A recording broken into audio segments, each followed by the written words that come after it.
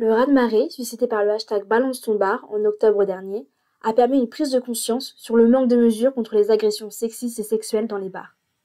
Et si, face à ce phénomène, certains gérants d'établissements se disent peu concernés, d'autres prennent des initiatives pour lutter contre les agressions.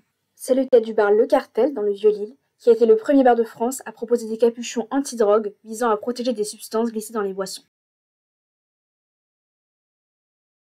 Alors du coup déjà nous on a 3 portiers, en tout dans l'établissement, il y en a deux à l'extérieur qui permettent de filtrer les entrées, et après un à l'intérieur si jamais il y a des problèmes, etc. Qui est là directement pour régler, comme ça il n'y a aucun problème de ce côté-là. Et ensuite nous maintenant on utilise des capotes de verre qu'on distribue à nos clients au sein de l'établissement. Non, en gros c'est 1 € la capote de verre.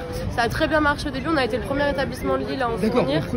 Et ça a très bien marché au début et après je pense que le phénomène s'est aussi un peu estompé en vrai de la drogue dans les bars, etc. Je trouve que ça a été une grosse période, genre 6 mois. On a beaucoup parlé et maintenant ça s'est assez calmé, donc c'est vrai que ça fonctionne moins bien que ça a pu fonctionner à un moment.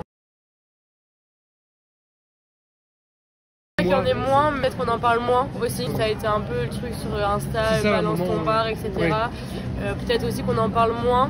Est-ce que je sais pas, parce que j'ai l'impression que c'était fort pendant l'été. Est-ce que c'est aussi un truc des touristes ou en vrai, j'en sais rien.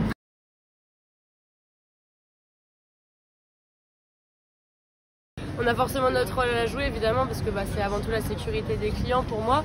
Après malheureusement un accident ça peut être très vite arrivé. C'est pour ça que on prend des portiers maintenant toute la semaine, du mardi au samedi et le week-end encore plus, on en a 2 à l'entrée et 1 à l'intérieur. Donc qui ont toujours un œil, on fouille les sacs à dos.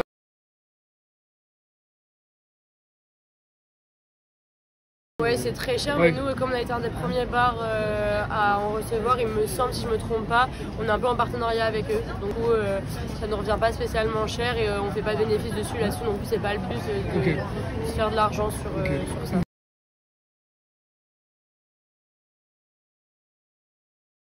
Oui, bien sûr. Et après aussi, je pense que parce que la capote en elle-même c'est en silicone, donc souvent sur les verres, quand c'est avec le glaçon, c'est un peu mouillé, ça tient pas forcément. Donc peut-être des subventions aussi pour à la base du problème que ceux qui construisent les capotes et peut-être plus de moyens pour avoir des choses meilleures.